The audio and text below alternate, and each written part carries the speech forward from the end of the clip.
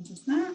So before we kick off, I'm going to try and do a Mentimeter with the audience. I wanted to kind of get your input before we started discussing this topic, because it is quite a personal topic. It's all obviously important how we're viewed as an industry, but how we're viewed as individuals is also important. A lot of people have some thoughts around this. So I'm going to switch over to Mentimeter, and there's a code here. If you can log into www.menti.com and use that code, I'll try and put it in the chat, or maybe Promise can do that for me. If people want to click on that, and I'm going to go to my, where is it? I think it's here. I'm trying to find it, sorry, excuse me. Here we go. So if this works properly, if people go in, the question for you guys is, who are the oil and gas industry's most important stakeholders? So this is about our external stakeholders and internal. So maybe if you guys can just tap in a couple of ideas there of who you think our most important stakeholders are.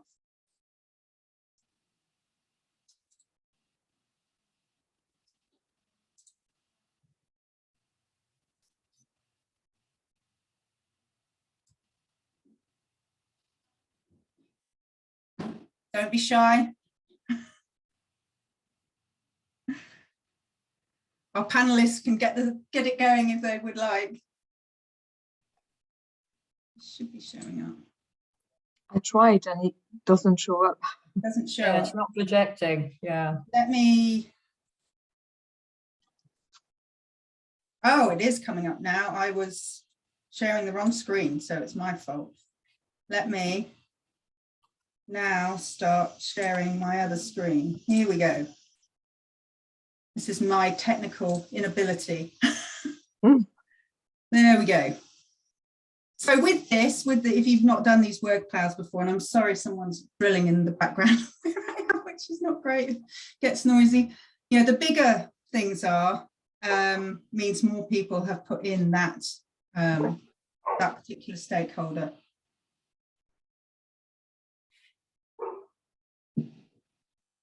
So we've got there, government comes up a lot, a couple of different spellings, investors, the public, of course, is in the middle there, local communities. So energy transition has a lot of impacts locally, so that's important. Consumers, frontline workers, civil society, politicians. So there we go, that's kind of the media, of course, the role the media plays, and that might well come up later. So that's great. Thank you for participating in that. I'll try and go back to my slides. Here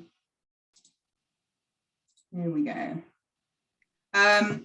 So yeah, let me just do a very quick introduction of our panelists, and then I'll let them kind of introduce themselves and their perspective on this subject before we get into the questions. So our three panelists are Evelyn McLean. She is Workforce Energy Task Force Director at IOGP. Now, some of you, when you signed up, may have seen Iman Hill's name there. She was hoping to join us today. Unfortunately, she had to travel, but Evelyn's a very worthy replacement who will bring that perspective of that workforce that came into that Mentimeter chart there. Sophie Depraz is the Programme and Communications Director from IPIECA. And so as a communications person, and IPIECA is, you know, working on our industry's social and environmental performance. So that's front and center of this subject. Dr. Valentina Franco is the Energy Transition Director at Capricorn, formerly Cairn. So, you know, that kind of operator perspective and a long history in Wood Mackenzie before that. So all these panelists have got huge amounts of experience in operators and associations that can lead into this discussion. So without further ado, I will hand over to Sophie to kick off the intros. Thank you. Thanks, Alison. So good morning, good afternoon, good evening, everyone. So just a few words to introduce you to IPIECA for those of you that don't know who we are. A lot of you are actually members of IPIECA. So we are an oil and gas industry association. We have a global membership covering international companies, national oil companies, and contractors, independents, etc. And we cover both the upstream and downstream part of the industry. The only focus of IPIECA is really on sustainability issues. So Alison mentioned that. We look at sustainability across oil, gas, and renewable, which is a new part of our remit that was agreed last year. Our role is primarily to improve the performance of the industry on environmental and social issues, and we do that by developing good practices on these issues, as well as sort of fostering a bit of peer learning amongst our members. And then the other role we have is convening external stakeholders on these issues. You'll hear a bit more about how we work with stakeholders in a minute. And very importantly, supporting these two roles is the fact that IPIECA is a non-lobby organization, and that enables us to work constructively and develop sort of impactful partnership with a number of stakeholders. So my role in IPIECA, I'm the Program and Communication Director, and I work on the strategy across our 4 pillars, which include sustainability, climate, people, and nature. And I'm the comms director, and as such, I do a lot of stakeholder engagement. So today, I'll look at the industry social license to operate through 2 lenses. The first one on the stakeholder perception and expectation of our industry, and the second one from a more communication angle, and all that from an industry perspective. So Valentina was going to cover the sort of company perspective of that aspect. So of course now, more than ever, it is critical for our industry to demonstrate bold, urgent and accountable leadership in enabling the energy transition, all that in the context of sustainable development. And we are playing a key role in the biggest challenge facing our generation, which is providing the energy that the world needs, and sort of furthering the development of society. So if you want to maintain or enhance our social license to operate, we need to better understand what our stakeholders think of us, but also what they expect of us. And a couple of weeks ago, IPIECA organized a sort of what we call IPIECA Week, where we convened senior leaders from our stakeholder ranging from United Nations, NGOs, investors, or academic institutions. And we asked them specifically to tell us about their views on the role, the challenges and the opportunities for our industry on energy transition, just transition, and environmental and social governance and transparency. So all this is actually quite relevant to our discussion today. So I'll share some very fresh insights on what we heard. And then the other angle I said I was going to cover is the need to be better at communicating our role in the energy transition. There are many elements of what we do that can help the social license to operate, but we need to improve how we tell the story, make sure we are clear and credible, and develop our narrative in a way. And this is actually a key message we heard from the stakeholders a couple of weeks ago. So I'll hand back over to Alison before I go into more details a little bit later. Thank you, Sophie. That was great. That's a really good intro. Shall we move over to Valentina? Thank you. Yes. I'm Valentina Kretschmar. I'm Energy Transition Director at Capricorn Energy. So I joined Capricorn last year as in this role, and my key responsibilities are around energy transition strategy, as well as all aspects of ESG reporting. So clearly, this is a very pertinent topic to what I do. But prior to joining Capricorn, I spent almost 2 decades in Wood Mackenzie, where I really looked very closely into the energy transition of the entire oil and gas sector and how it evolved especially over the last few years since COP21, which was a really fascinating thing to watch, how fast it changed and how these pressures really increased on oil and gas companies to transition into cleaner energies. So I would, as Sophie said, I would like to reflect on this topic from an E&P perspective. Over the past few years, as I mentioned, social license to operate has been almost exclusively linked to climate-related issues. Now, there's no question that all these investor, government, and societal pressures, they very much increased since COP21, which took place in December 2015.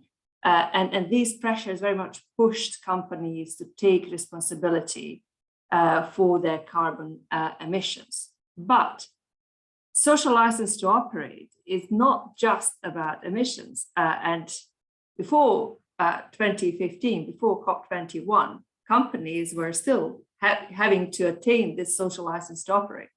So it's about much more than that. And I think now we talk a lot about ESG. So really, to my mind, social license to operate embodies all three letters of ESG, with social and governance being extremely important elements as well. And Capricorn is certainly recognizing the importance of all three aspects of ESG.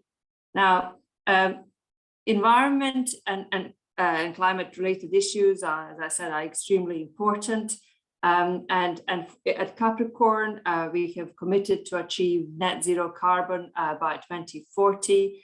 We are taking concrete steps in trying to eliminate carbon emissions at the asset level. And what this means, we are looking at stopping flaring, centralization of power, so shifting from diesel to gas generation, plus adding solar to it, as well as looking into carbon capture and storage at the asset level. But then looking at the legacy part and sort of what kind of how we operated before these kind of latter pressures that happened in the wake of COP21, Capricorn, or Cairn as we used to be called, really has an extremely strong track record in helping developing nations, which included Bangladesh and India and Senegal, achieve significant success in the energy sector. And this was through investing in energy resources, through local content. We helped develop skills and competencies of local population, invest in social infrastructure of these host countries. And this is something really tangible. I mean, it really helps improve lives of many people in countries where we have our operations. And this is also really important in the current context, where, for example, the majors are under increasing pressures to divest from oil and gas resources and to withdraw, in many cases, from these developing countries. So the need for smaller companies to become responsible producers in these developing countries with strong ESG credentials, this need is really likely to increase and likely to become even more important. And in our particular case, we have operations in Egypt and Mauritania, and these countries, they want to develop their energy reserves for their growing populations.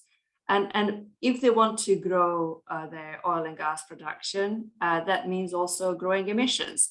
And at the same time, these countries are under increasing pressures to commit to much tougher nationally determined contributions, so to try to decrease carbon emissions. So these countries will need actually oil and gas producers like us to help them achieve these goals. And this is something that we are very much keeping in our mind in the way that we approach our work and the way that we look at opportunities in countries where we operate. So I'm just going to stop there. Thank you. Okay, thank you, Valentina. That was great. We will come back to all these subjects. So finally, last but not least, Evelyn. Thanks. Hello, everyone. It's a pleasure to be here today. I am the sub for Iman Hill, who is our Executive Director of the International Association of Oil and Gas Producers. IOGP is a member-led organization with 80+ members currently, representing IOCs, NOCs, with some memberships from the service community, as well as relationships with a number of the prominent associations. IOGP has been around many decades, and basically IOGP is the voice of the member community, and leading in a range of focus areas that have been important to our industry for many, many decades. So focus on safety, focus on standards, focus on energy transition more recently, and including the energy transition focus. My work with IOGP commenced early 2021 as the Workforce Energy Task Force Director, because we recognize that no initiatives can be achieved without committed individuals who bring a diverse perspective to the work that is needed and to the work that we do. Prior to joining IOGP, I served in leadership roles, excuse me, working for Hess Corporation, BP, and previously to that for Halliburton. And I've led supply chain, excuse me a second. I've led supply chain functions, which have taken me all over the world and exposing me firsthand to strategies and initiatives associated with local content, associated with local development, building capability from grassroots upwards. And I see this as part of life's work from the energy sector. And the reason I chose the energy sector for my now 4-decade-long career is that I care. I care about society, and I care about everyone that is part of society. I grew up on a farm in the Highlands of Scotland, and I've taken on the role as being of service to society. And so when I think about social license to operate, it's very personal to me. And my work on self to deeply understand what my values are, what they're, how they emerged, has resulted in my passion on one hand and my frustration on the other, because I feel our industry still has a massive and meaningful role to play for society, in society. And when I think about social license to operate, it is more than the climate dimension. The climate dimension is of critical importance, but just as was said by my two colleagues, there's an environmental element, a social element, governance element. Notwithstanding, we have 17 UN agreed upon sustainable development goals. And so I think about SLO as part of a holistic ecosystem. And I think simply stated, and I know we'll get into this today, we have work to do. And I think as an industry, we have short-changed society in bringing literacy to the surface. We've short-changed society on the matter of transparency. I think we've made assumptions that we've had people with us every step of the way on this journey. And sadly, I don't believe that is the case. And so it feels good to have this topic presented to everyone today, because I think collectively we can all do more. And I'll just pause on that because I know we will revisit that topic of what can we do individually and collectively as part of today's panel session. Back to you, Alison. Thank you, Evelyn. I love the passion. This is great. We've hardly started and I can feel it. And I love that kind of personal element that you brought in there, because I think this is a really personal topic for all of us. You know, we all, you know, grapple a little bit about, you know, the industry working because of the climate element, but then we want to think about all those other elements as well. So we will definitely touch on that. So I want to start with the questions here, and I'm going to come back to Sophie, who kicked us off, and she talked about IPIECA week recently and that engagement with external stakeholders. So let's, you know, get down to the crux of it. What do external stakeholders view as our role going forward? You know, what's the good, bad, ugly?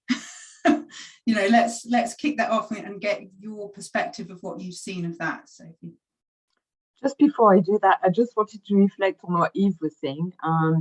I do share that passion. I very much believe that the industry has a key role to play.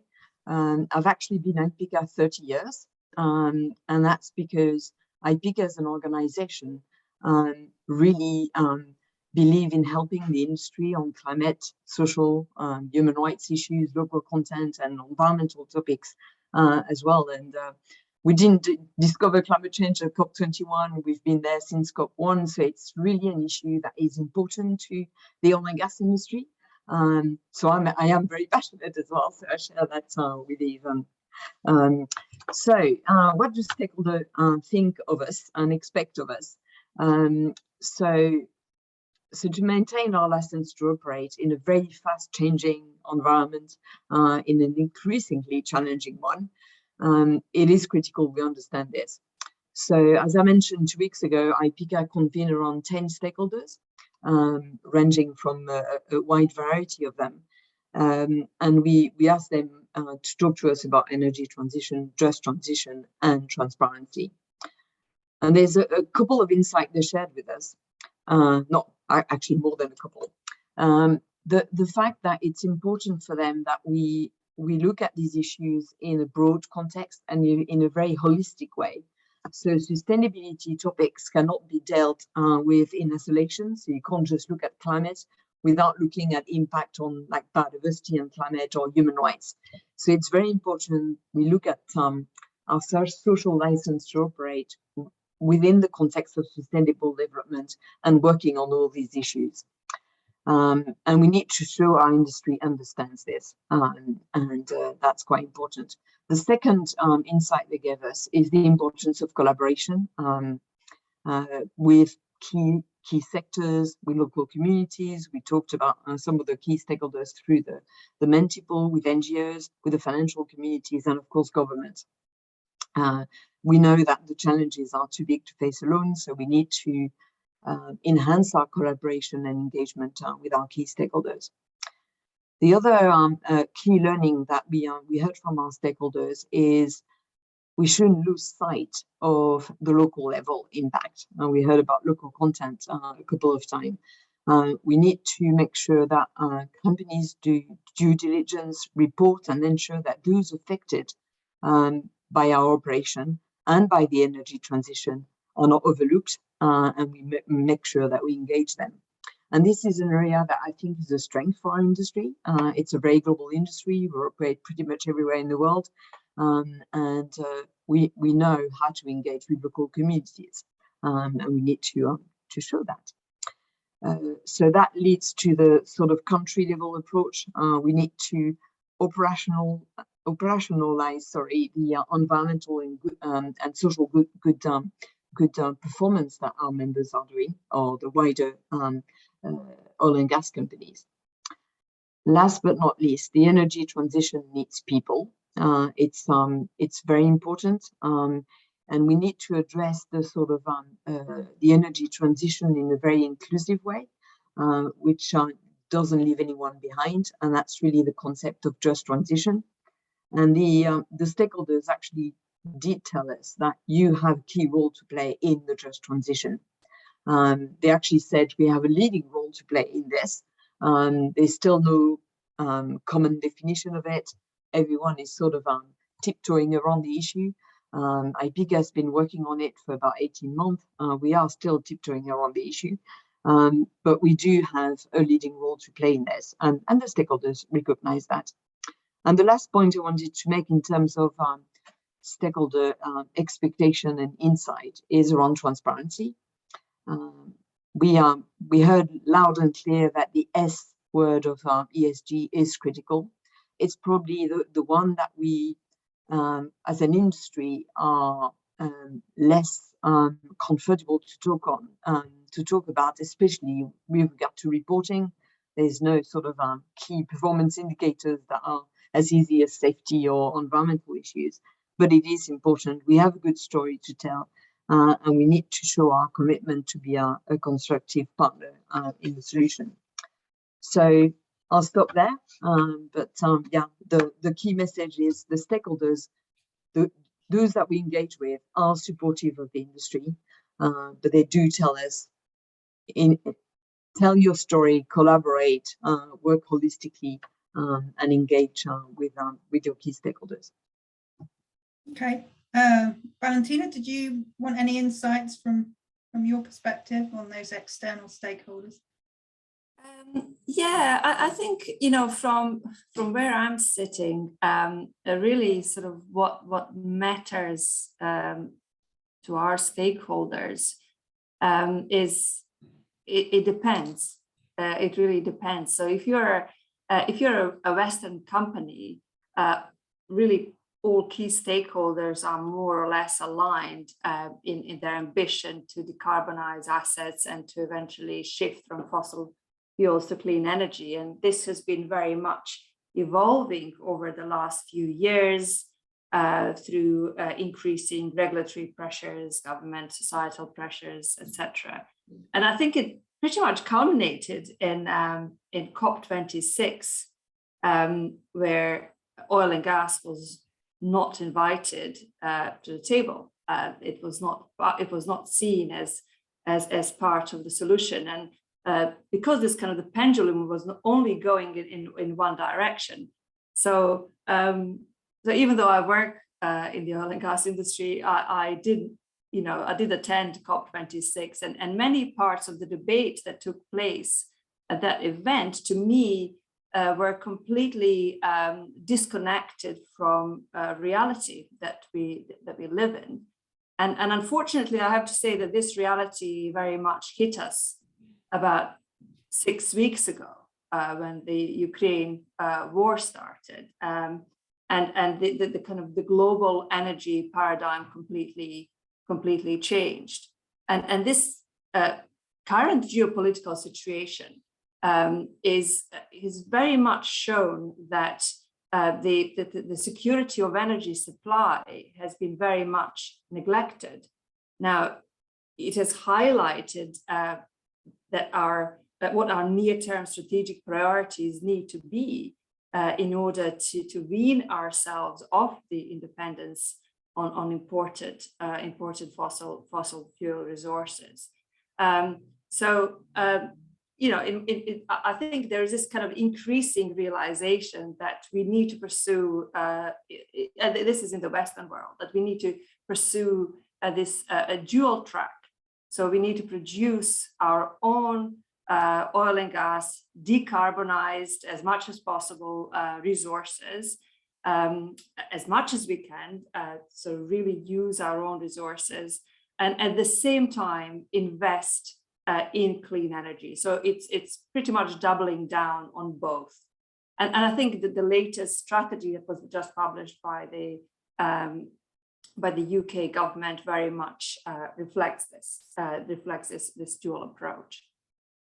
Now, we also have to say that other global oil and gas producers, so other countries, they don't really all share our ambition in the West to transition from fossil fuels in the same time frame, at least. And many producing countries are actually keen to continue producing their oil and gas resources and provide this affordable and reliable energy for their population. And you know, there is, to my understanding, and having been in some of these countries, there is this increasing awareness around decarbonization, but nothing really yet that comes close to it becoming a regulatory requirement in the same way that we have it here now. And of course, the developing countries, oil-producing countries, that they're keen to see clean energy projects being developed. There's only little question on who is going to pay for this energy transition.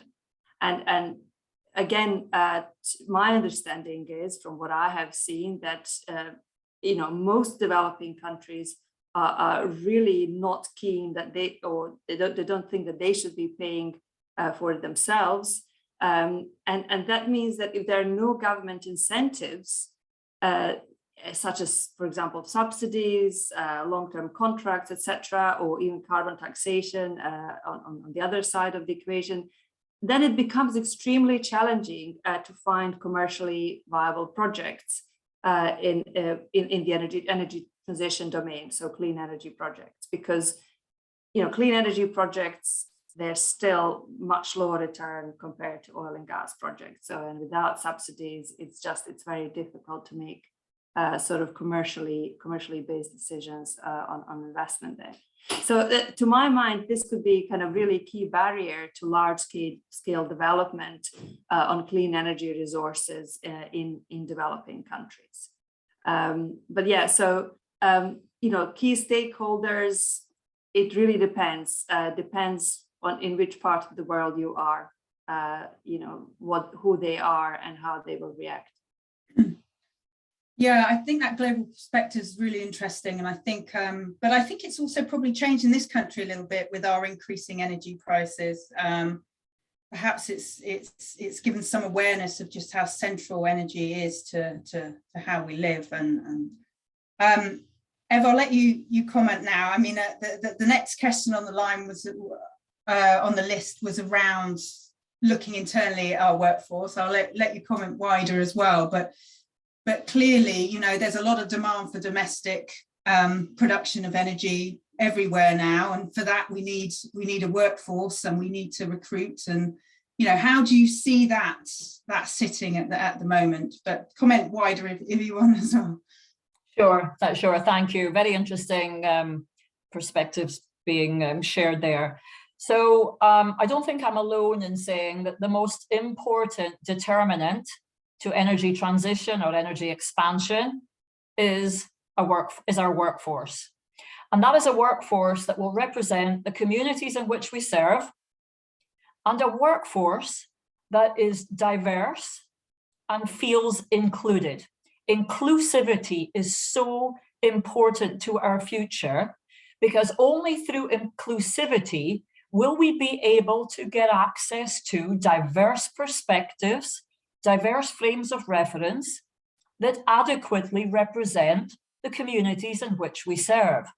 And so, given we have probably 5 generations now coming to work, more and more of today's generation, they want to do meaningful work. They want to be employed for their contribution, which puts more of a strain on how we lead our companies, more a strain on how we optimize our team performance, and so on. And so it's against this backdrop that I became involved in the Workforce Energy Initiative. And I was just reflecting on this last week with someone, and it's a great venue to be able to reflect on this today. When this initiative that I got involved in kicked off in 2019, it was dominated by a diversity, equity, and inclusion conversation. I'm seconded by HES to take this conversation universal, if you will, because it's not a company challenge to have workforce uncertainty, it's an industry challenge. And so I kicked this off, and then we have a pandemic.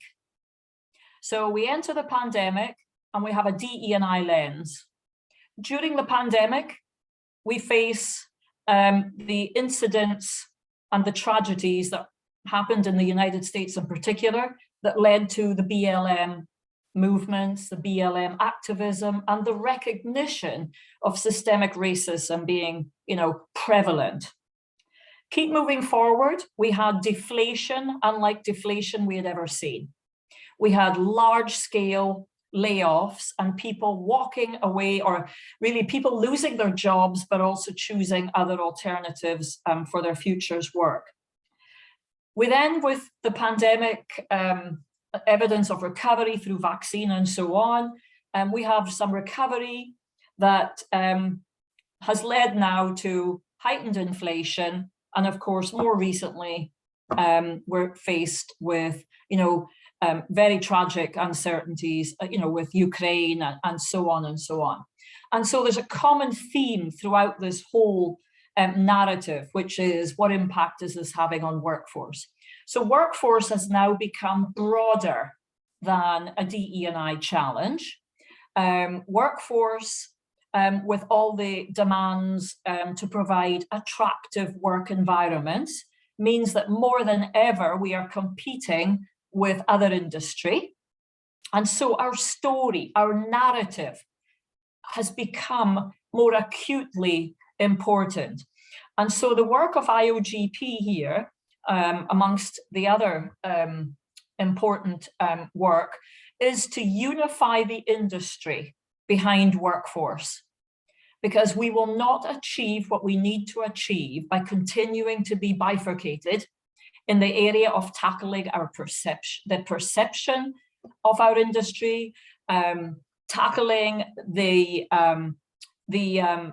facts about our workforce stats, whether that be, do we offer innovative opportunities versus do we offer, an equal field in which to play.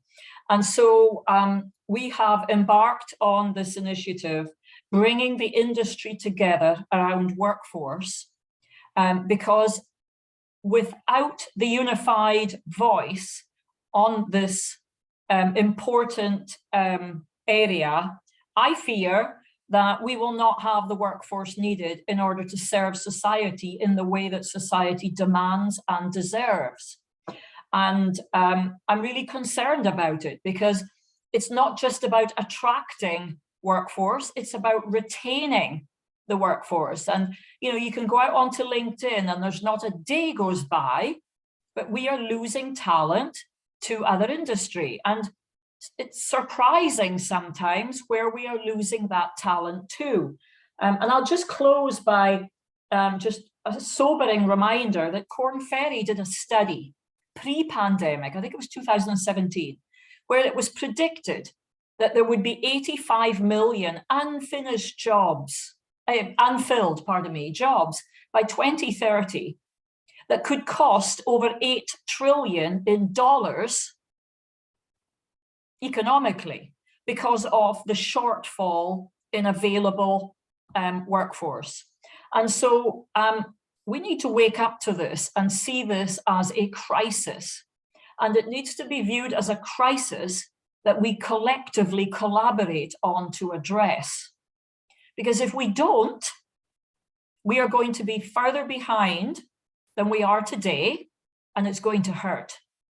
And I don't think any of us want that. And with the powerful member base that SPE is and continues to be, I think that we could all commit to doing more in this area that will further unify and that will ultimately change the tide, turn the tide. So I know there's a couple other questions later that come up, but I hope that I just offered there an insight to some of the work that we have commenced, and it's critical work, and there's room for everyone to get involved and support it. Okay, thank you. I think, yeah, if people have specific questions around that, please throw them in the chat and we'll come back to them at the end. We will be having another discussion about kind of workforce at the end of this, but I do want to kind of touch on a couple of other topics that we want to cover here. And one of them, coming back to Sophie, I mean, you covered this somewhat in terms of, what do our stakeholders want, the collaboration, the system thinking, the transparency in terms of building trust. And maybe that transparency is something we can focus on there and talk about. How do we start doing that to get people to trust us more? What needs to happen? So I would say starting with education is quite critical, because very often the energy transition, the future of energy debate is seen as very binary. So you're either a good energy or a bad one. And the sort of on-the-ground realities of the energy transition is very different. So each country has a different journey, and local community needs vary from the global north to the global south. So we need to educate our key stakeholders where possible, do it with external resources, because we all know our reputation is probably not the best. So education is critical in a positive way, not sort of telling them what they should be thinking. Sorry, Sophie, just to clarify there, you said use external resources to do this? Yeah, so using, I mean, I'm thinking IEA or some NGOs that actually work on the role of industry, yeah, so it's just like, and to me this is related to collaboration. Yeah, so, that's what I was going to ask. A lot of what we do in IPIECA, we try to do with external stakeholders, because they provide us with a sort of constructive challenge to make sure that we are meeting the needs of our industry, our stakeholders, and the more global society. So yeah, constructive challenge. But in doing that, educating everyone is critical. And there's no one size fits all in the energy transition. We know that. So we need to show that the challenges are too big for anyone to tackle alone. So this is where engagement and collaboration is critical. But I think the most important thing, and that's my sort of communication hat on, is we need to get much better and much more proactive at communicating the role of our industry is playing in the energy transition. And we need to do that with a narrative that is fact-based and credible. So, and I think our industry has many elements in our role of in the energy transition that can actually help build that confidence and therefore sort of enhance our social license to operate. So first, our role in driving emissions reduction, energy efficiency in our operation, as well as across other sectors. So you look at all the sort of hard to abate sectors, transportation, be it like shipping or aviation, cement, steel. I think our industry can actually help drive emission reduction in these sectors as well. So collaboration with other sectors is key. The industry's capacity to scale up investment, innovation, technologies such as CCUS or hydrogen is key. The need to accelerate decarbonization of the electricity mix. And we already see many companies in our sector investing in renewables and diversifying their portfolio. And of course, a lot of new commitment to net zero.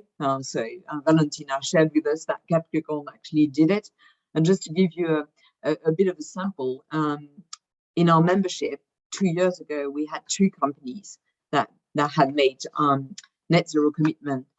As of today, and I may be wrong because it's evolving all the time, and we have 31 of our members with net zero commitment. So, and of course it ranges in terms of breadth, so scope 1, 2, 3, or but it is quite an achievement and something that we should actually positively tell our stakeholders. Our industry has a lot of experience in environmental and social performance, due diligence, and actually, I remember talking to one of our key stakeholders and said, your industry is probably the one industry that has the most experience in environmental and social impact and how to mitigate that. And you could actually transfer that to other energy sources. So a lot of like human rights issues or local community impact are replicable for wind and solar, for example. So I think we need to sort of again tell that story and be a bit more positive about our industry a little bit. Coming back to the just transition, I did mention that even our stakeholders recognize that we have a key role to play. We probably are the first mover in that field. And again, we need to tell our story about local impact, both positive one and negative one. And that's coming back to local content, which is an area where the industry, again, has a lot of experience. IPIECA has a local content task force, which is extremely active, doing a lot of peer learning, communicating what our industry does. And this is critical in helping economies develop and making sure that everyone benefits from the natural resources in the various countries. So to generate trust, credibility, and social license to operate, as well as attract new talent that Eva was talking about, we need to demonstrate that we are part of the solution. So it's more about walking the talk and make sure that we are credible at demonstrating our success. And it's also reflecting on our failures and what we learn from them. So demonstration and data, so that's coming back to your point, Alison, around transparency and reporting. This is critical. More and more our investors are asking us to demonstrate what we do, show it with clear data, case studies, all that. So it's another key expectation from our stakeholders. And last but not least, I just wanted to go back to the Sustainable Development Goals, because I do believe they provide our industry with a key recognized, sort of internationally recognized framework to sort of look at our narrative. And some of you may be aware that last year, IPIECA and the World Business Council for Sustainable Development launched a roadmap that is looking at the most relevant SDGs for our industry, and what are the key impact opportunities for us to actually help the achievement of the SDGs. And as we look at the basis for trying to sort of develop that more credible and fact-based narrative, the our SDG roadmap actually does provide a useful context to start developing and demonstrating how the industry is contributing to the energy transition. So I'll stop. Yeah, thank you. Thank you, Sophie. Yeah, we've covered a lot of ground there. I think I'd like to get Valentina's kind of operator view on this. So we talked there about reporting. We know some's becoming mandatory. We talked about sustainable development goals. We talked about commitment and action, moving from kind of goals to plans. So I'd really like that kind of operator kind of perspective on that, and that transparency and reporting and that side. Yeah, thank you. Really fascinating just listening to Evelyn and Sophie. And just before I get into kind of reporting, just reflecting on what they have said in terms of, you know, how to inspire, how to motivate young people in the oil and gas industry to actually stay in the oil and gas industry when we are facing such a huge gap in opinions, as Sophie was saying. It's extremely binary at the moment. And it just feels like there are two hard truths for the two camps. And the one hard truth is that we will continue to need oil and gas. And this is in any scenario. This is a net zero scenario. We still need something like 13 million barrels of oil in 2050. So who is going to produce this oil? We want to make sure that it's us, who will produce this oil. And on the other side, the second hard truth is, for the other camp, is that we continue to ruin the planet by not doing more, to decarbonize and to stop polluting in the first place. There's so much that we can do just to stop pollution at the asset level. And we need to do everything in our power to do this, to stop methane emissions, to stop flaring. There's so much that we can do at the asset level. So these are the kind of the two truths that the two camps have to digest and have to act on. And I think what Sophie was saying, education is definitely a key element to this. We have to continue educating people, and energy literacy is not a priori knowledge. It doesn't come to you intuitively. It is actually extremely difficult to understand.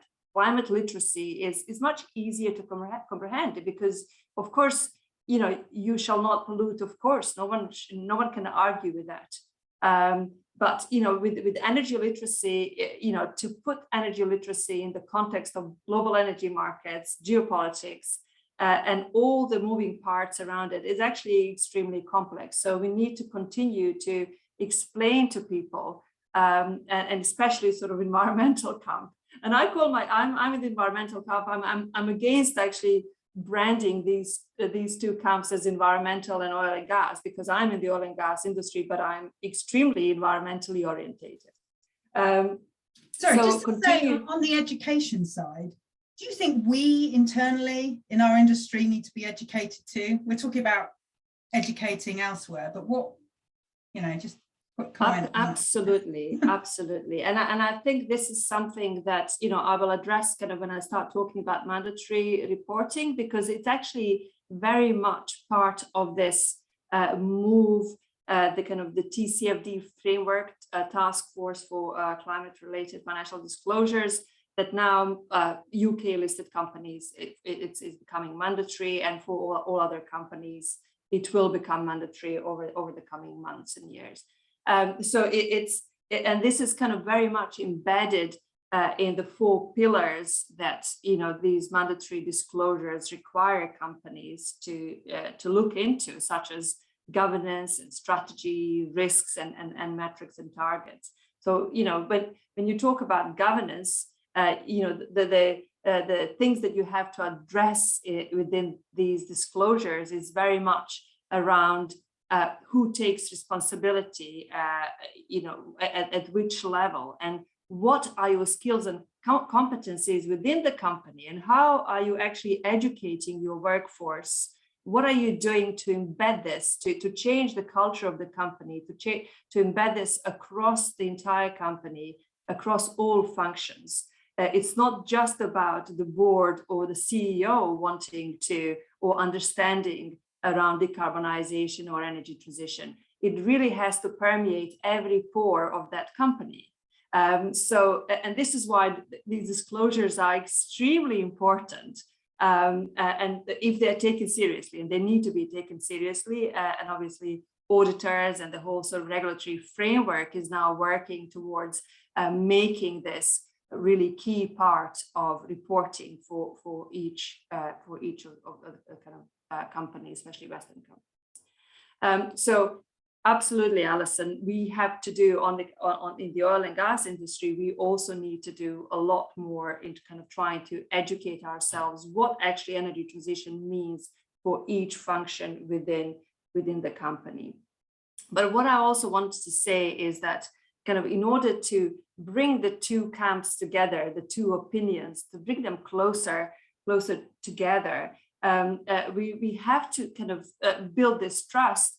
But part of building this trust is we have to recognize that decarbonization it has to play a key role and is a viable strategy that will help us achieve net zero. Because a lot of the time that this is what I hear from many environmentalists, I have to use that word, is that just decarbonizing is not good enough. If you're an oil and gas company and you just have decarbonization strategy, this is not good enough. You don't have a seat at the table. You have to be investing in clean energies. You have to be diversifying.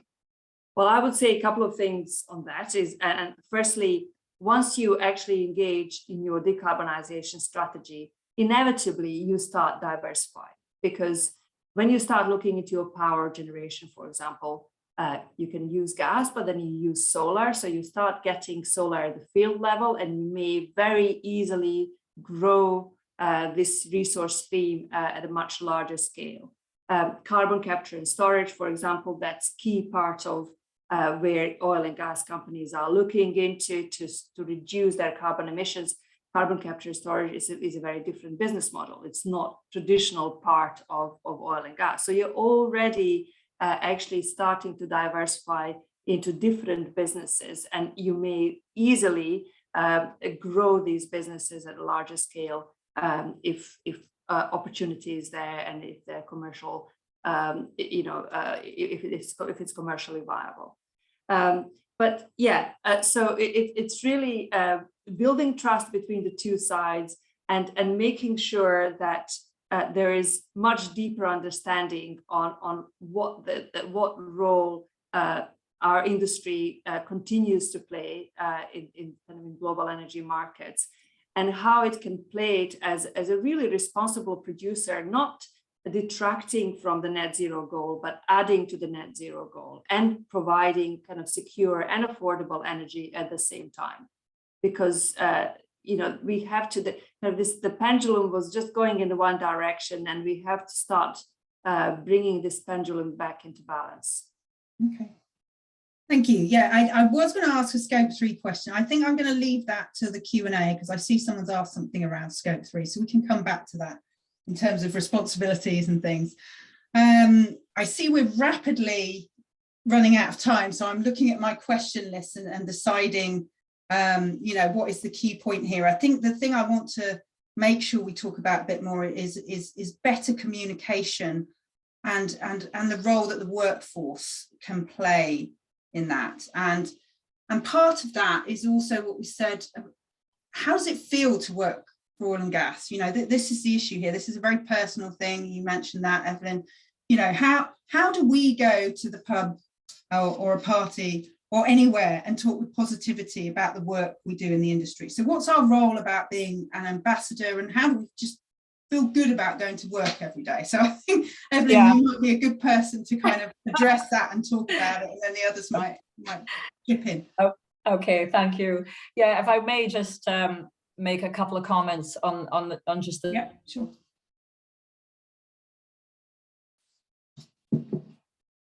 last conversation as well. So all down to the companies, our challenge with climate and decarbonisation.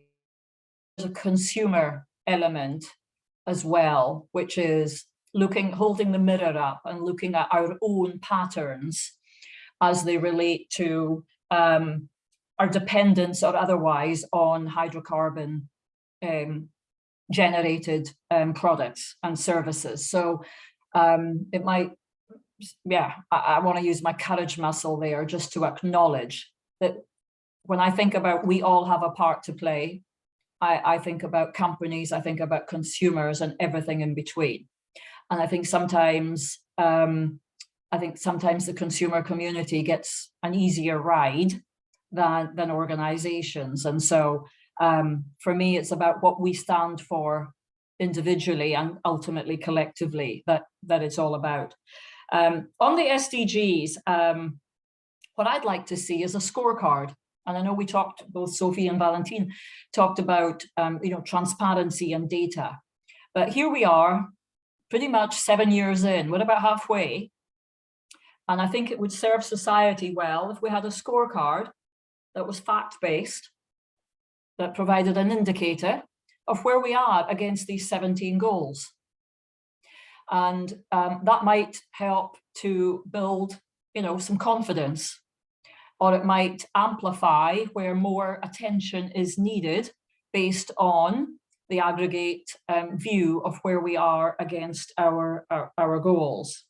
Are you thinking globally there, or are you thinking by country, by company? Because I know some companies. Obviously the goals mean different things to different regions because of the starting point. The baseline will vary, just as energy transition and climate means different things to different. So climate action in a very well-developed Western area is going to, not necessarily be a replica of what, an India or another nation might view as the necessary action. And so I'd like to see the world divided up, where there is a scorecard for all the requisite areas, and then there's a cumulative effect. So whether that is that you slice and dice that by company, by country, that would be a good starting point. And then there's the sum of that scorecard view that then provides a set of insights for impact thereafter, as a result of knowing what that looks like. Because I feel we put initiatives out there, right? And then we do a poor job, being blunt, we do then a poor job of sticking to the plan. If we've said this is important, and if we've said this is what we're going to have, like gender equality and more of this and less of that, then bring forth the measurements. And with measurements that are credible and they're substantiated, we may be able to restore some confidence. Okay, let me pivot now, because I know, Alison, we've got a time crunch. So, you know, what can individuals do? Well, maybe we should all vote for a start. There's something about what legacy do we want to leave after our time, either as a professional or perhaps even beyond retirement. So there's something about more advocacy. I mean, IOGP does its share of advocacy in with the European Commission, but there's individual advocacy as well. We all have massive networks. If even just the members of SPE were to do more in the testimonial space, I must say I get a little tired when I pull up my LinkedIn and I see CEOs with their little stories.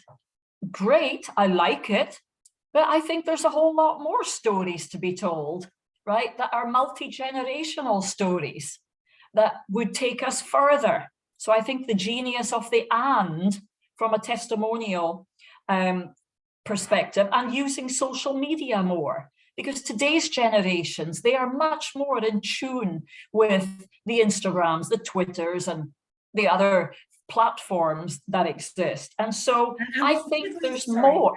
What should we be saying when we do this? I think the message is that we describe what we do and how we do it, why we do it, what the benefits are of what we do. And there's no point in hiding behind marketing, blah, blah, blah, right? When we hold a mirror up, just as Valentina was saying, there is more work to be done, right? Let's not lie, let's not, deny that, but turn that into a commitment, right? And so we do provide innovative solutions. We do bring people out of poverty. We have a decarbonisation agenda. We are dealing in methane and hydrogen and electrification and everything else in between.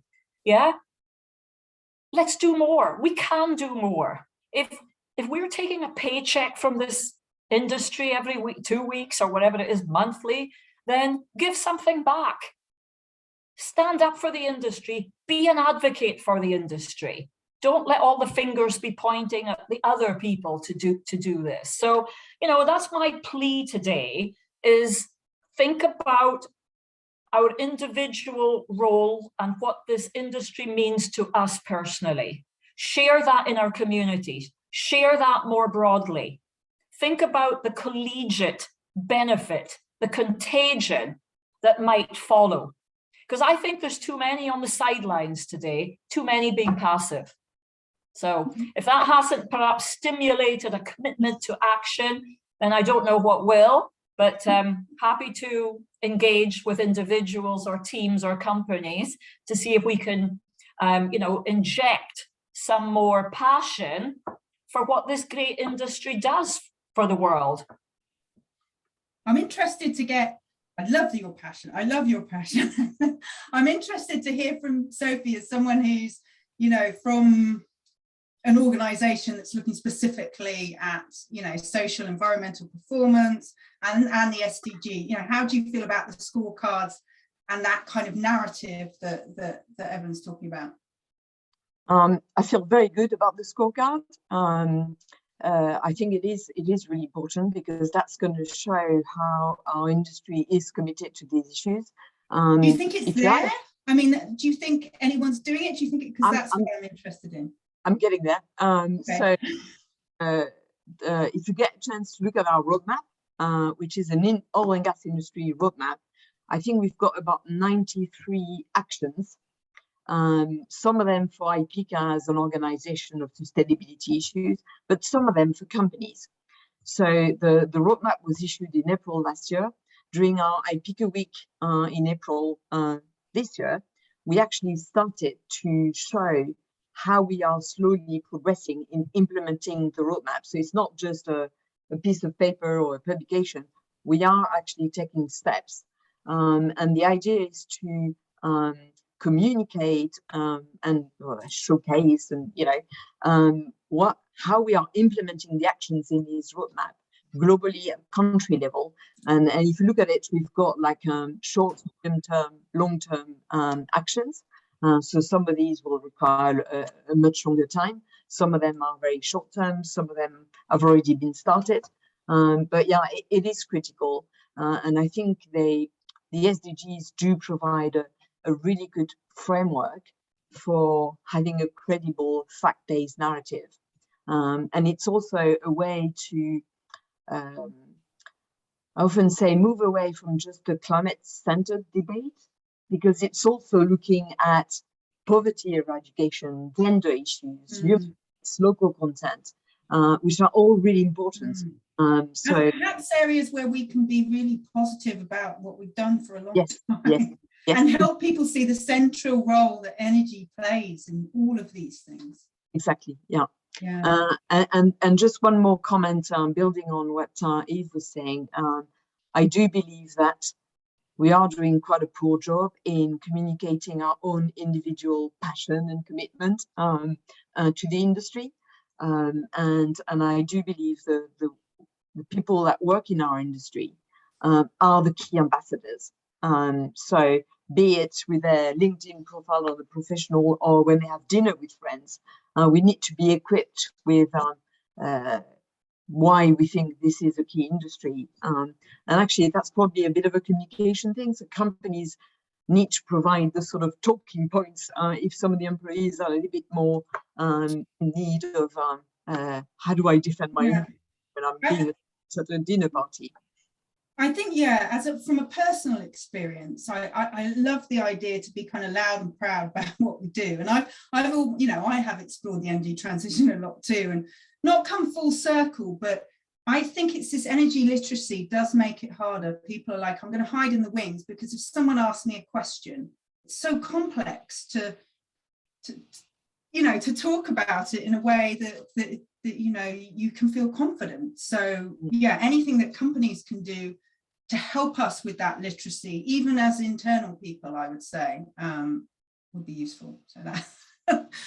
But I'd quite like to get some questions now. I'm going to bring Max on, because people have probably seen enough of me. I don't know if he wants to bring on his camera, and he's been collecting questions. Hi, Max. So I think you can decide which order you want to do them in. I'm not sure if we'll get to all of them. I hope we will.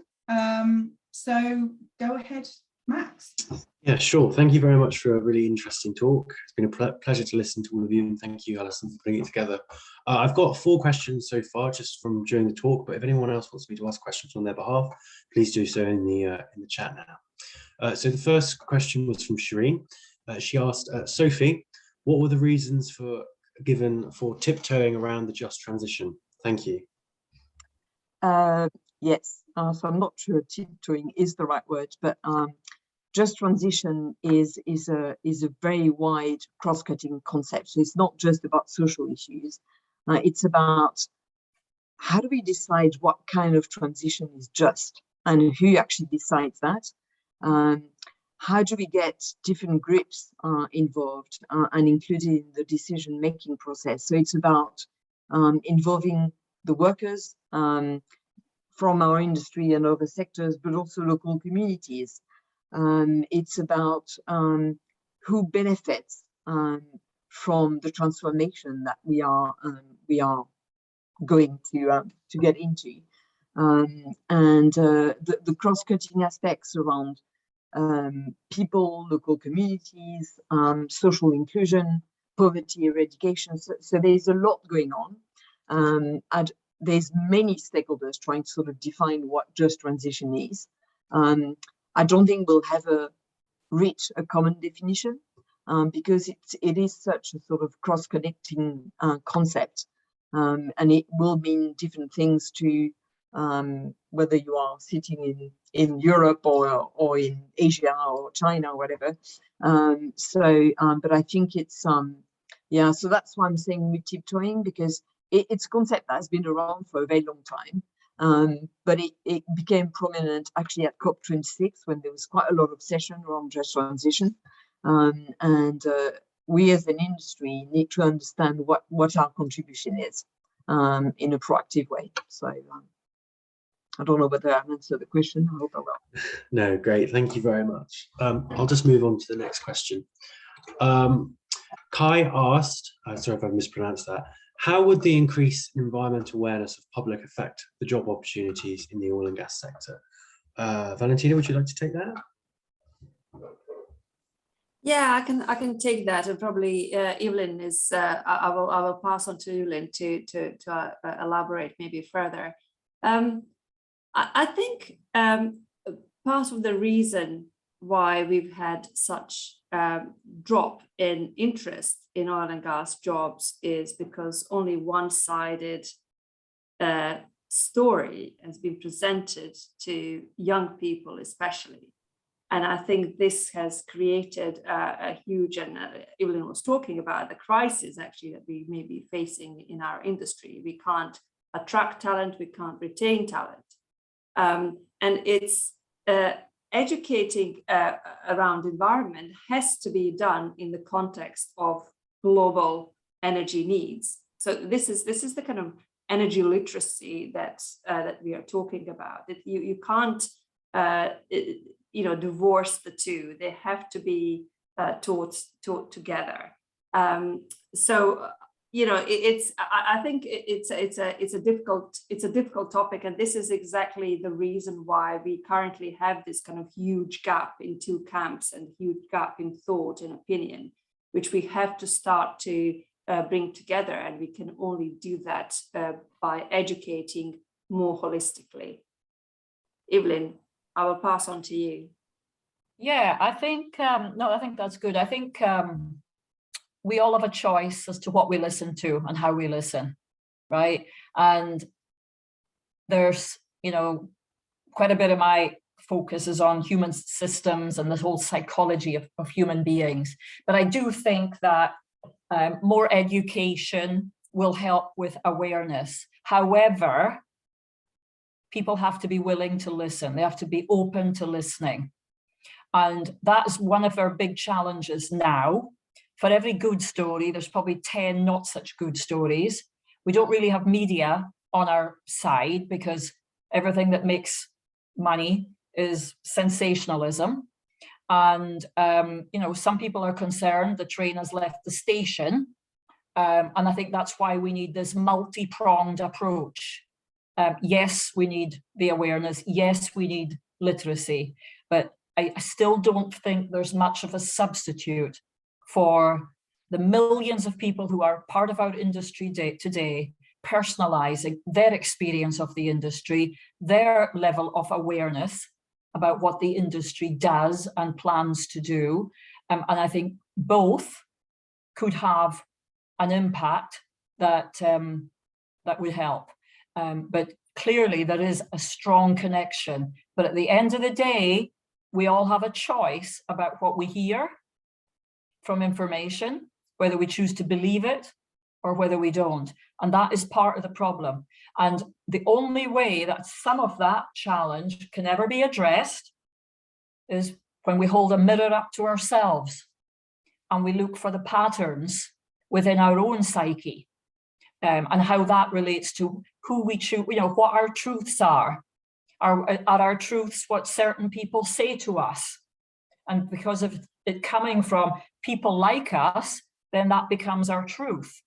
And so there's another element of this, which I feel is in the psychology. And and that's contingent upon how open we are to open our minds. And I wish I had the magic way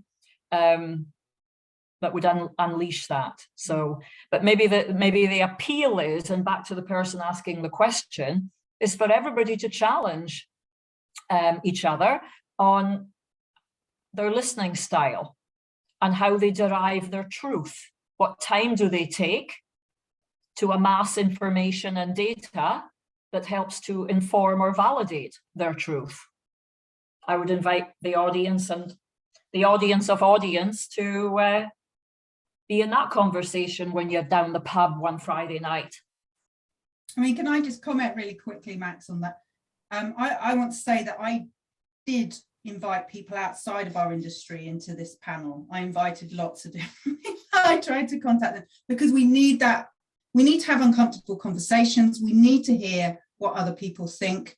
We need to get that, because until you're in a room and you're listening and educating, you know, you're not going to get that. And unfortunately, I didn't get much reply. You know, it kind of says what we say here, you know, we need to work harder. We're trying, but it's hard. But, you know, we will continue to try and seek those uncomfortable conversations with this committee. Well, I mean, I can tell you, I only graduated from university a couple of years ago, and I was the only person in my cohort that went into the oil and gas industry. And I work in carbon capture, storage and energy transition. It was seen as, you know, you're a bit of an outsider if you go into oil and gas. And you're sort of shunned. My friends said I would never work in oil and gas. It's bad. But anyway, moving swiftly on. On that note, Rachel asked, how can we ensure that net zero statements and plans published by companies are robust and easily comparable? Big question. Who would like to take this to begin with? Okay, seen as I just spoke to Valentina. Sophie, you go ahead. Shall I start? Yeah, go on. So it's actually quite a good question. So I think it's important that we do look at that, because of course our stakeholders are looking at various companies' net zero commitment and starting to sort of assess them and compare them. And I think so IPIECA is working very closely with the Oil and Gas Climate Initiative, looking at the various statements of our member companies, but also others, and trying to assess what tools or guidance we can give to these companies to actually make sure they implement their commitments, but potentially implement them in a sort of comparable way. And one example is actually we established a Scope 3 emission task force, because that's clearly a very important area for our industry, and one that actually needs a little bit of consistency and peer learning from various companies. So yeah, I'll stop there because I know Valentina wanted to say something. No, I think absolutely agree with what you said, Sophie. It has been a real challenge. Benchmarking companies on their net zero goals has been close to impossible. It probably still is. Everyone's got slightly different boundaries around different targets and what they commit to by what time frame, etc. Things are improving slowly, and I think TCFD and other sort of reporting, we now sort of have ISSB that's going to kick in from next year, from this year, so with new climate disclosures. So this is going to standardize. I mean, the key to this is really standardization of what is reported. We are slowly getting there. There's a lot more work to do, but it's definitely improving. Having looked into benchmarking from the very beginning of oil and gas companies across the sector, and literally, pulling my hair out of kind of absolutely not being able to figure out who is doing what. I can see now that things are much easier, but we still have a long way to go. Sorry, can I just? Sorry, go on, Alison. I don't keep going in, but there was a question that I didn't ask earlier around Scope 3, and Sophie mentioned it. Who's responsible for Scope 3? And our operating companies at the point. So people might not know what Scope 3 is, I suppose. Scope 3 is emissions from the value chain beyond your immediate operations, right? So I know some companies report it now, some don't. It's not mandatory. Just a little comment on that, Valentina, from an operator's point of view. Yes, absolutely. So again, Scope 3 is something that Capricorn for example, has just disclosed for the first time this year, and as part of the TCFD reporting framework. Again, shows the importance of really following these disclosures. Now, the question is, so we are disclosing it, but should we be setting targets against it? Can an E&P company really do much about influencing Scope 3 emissions? Scope 3 emissions are emissions that you and I and general public consumers really need to take responsibility for. For an E&P company, short of knocking on people's doors and asking them to buy electric vehicles and not to go on holidays, there's very little leverage that E&P company can have to influence our choices as consumers. And Scope 3 is a question of demand. So companies, oil and gas companies, they actually take risk through Scope 3, because it means that if consumers at some point, because we have the energy transition track, we like, clean energies are growing at a very fast pace, and consumers might shift to these clean energies, which means that oil and gas companies are exposed to this Scope 3 risk. So you have to look very, very carefully at the market, because they might catch you at one point. You don't know exactly when, but whether we can actually do anything about influencing it, that's a different matter. For now, E&P companies are not really expected to take account of Scope 3 emissions. I think Scope 1 and 2 emissions, equity emissions, are really sort of good examples of what E&Ps, oil and gas companies could do to really neutralize their own emissions. I know that European majors have been under huge pressure, and most of them now have actually committed to Scope 3 emissions from at least some parts of their businesses. But it's a really sort of key question of demand and how we address this demand side of the equation. Evelyn, you had your hand up. Did you want to add something? That was meant to be my applause for what you have said. All right, sorry. It was a clap. Thank you. So that's my view on Scope 3. We have as consumers, we have to make sure that we stop using these resources. So that's when these resources will stop being produced. Thank you very much. I've got one final question from Norman. It's a bit of a long one, so hopefully I'll get this right. He says, I cannot imagine any oil and gas company CEO is not painfully aware that they need to transition the company they lead through the energy transition. The reality is, without painting their vision of the way forward, they will quickly be removed from office. Investors will see to that. It can be superficially simple by pivoting the co-mission away from oil and gas to energy companies.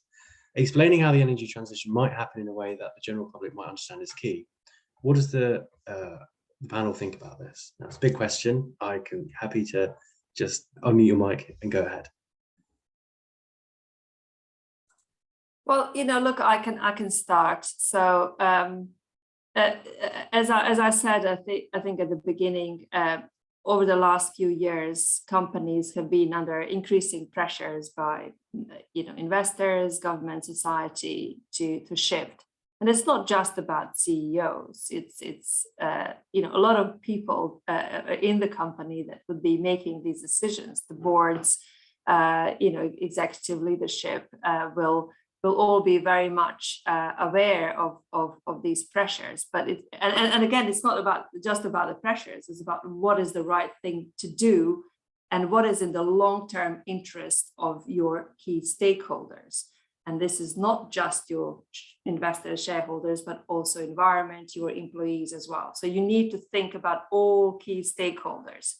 And I think, anyone trying to, make some fake strategy and do something superficial is likely that's going to lead to failure, because you will not motivate your employees, you will not engage any of your key stakeholders really. And this is not going to be sufficient. So I think genuine strategy, even and a small, clear strategy is very important. Even if it just looks into decarbonization, it looks kind of smaller chunks that are manageable for that particular company, I think would be just a much wiser way forward than just producing some superficial narrative around energy transition. Shall I go? I'll Go ahead, Sophie, go ahead. So completely agree with what Valentina just said, so I'm not going to repeat this. Maybe if I take it from a more communication angle, what I was mentioning at the beginning is rebuilding our narrative, making it action-orientated, demonstrate what we do, that we walk the talk, that we are committed, so making commitment as an industry, and then sort of pushing it to our key stakeholders. I think that's critical. And the scorecard ideas, so it's all about proof, narrative, credibility, trust, and that's how I think we can reach the general public, and hopefully they'll understand. And agree with what Yves was saying. It's about making sure that we send the right message, we understand how people are listening to us. So it's a bit of a two-way communication, I think. Yeah, I probably about to say the same thing, but using just slightly different words for me. To me, it's about being authentic. And it's easier to see inauthentic nowadays more than ever. And I think more and more people get called out. And so, yes, to the person asking the question, it should be pretty obvious. And it's important to be respected. And, only through integrity and transparency will respect follow. And again, it depends what we stand for individually, right? And I don't know people who want to work for a CEO anymore that just uses the buzzwords of the moment, because that wouldn't be I want my proof points. I want to see the white of the eyes, and I want to be absolutely sure that there's alignment. And so I think any CEOs that just window dress the topic, they're going to be short-lived in their role for all the reasons stated by the person raising the question, but perhaps moreover, that people will not choose that CEO as a boss because of misalignment.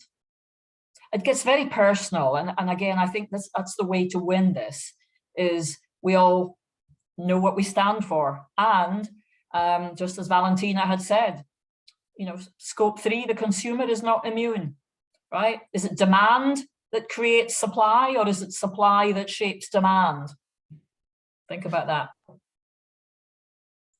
Well, I that's think all from the a great questions. question to finish on. Yeah, thank you, Max. Thank you, and thank you for all your answers. I think that was a great question to finish on. I think some of the things you say there. Now I've been working in sustainability a little bit and with some of these companies. So some of the things about action-oriented narrative, trying to address, rather than these vague promises, big promises of net zero, around the corner with offsets. We won't even get into offsets, small chunks that you can actually do, authentic things you can do, and making this embedded in the culture of a company, being purpose driven is something that I've seen. So that being authentic is great. So I think that was actually kind of, we discussed what the kind of positive outcome would be of this session. We talked about what the narrative should be that individuals come away with, and I think you have all addressed that in different ways from different perspectives. So thank you so much to all our speakers. It's been fantastic, very passionate. I've enjoyed it, and I'm hoping our audience have too, and that we can push this out to a wider audience via our YouTube channel as well. So thank you. Any last comments, or how to work for this industry? Yeah. Well, I think you might have inspired me a Evelyn, to try and work on that a bit more. So that was a good comment about to take that personally. So I think we should all take that away and think about how we do that. Okay, thank you, everyone. See you next time. Thank you. Very Thanks, good. everyone. Thank you. Thank you all. Thank you.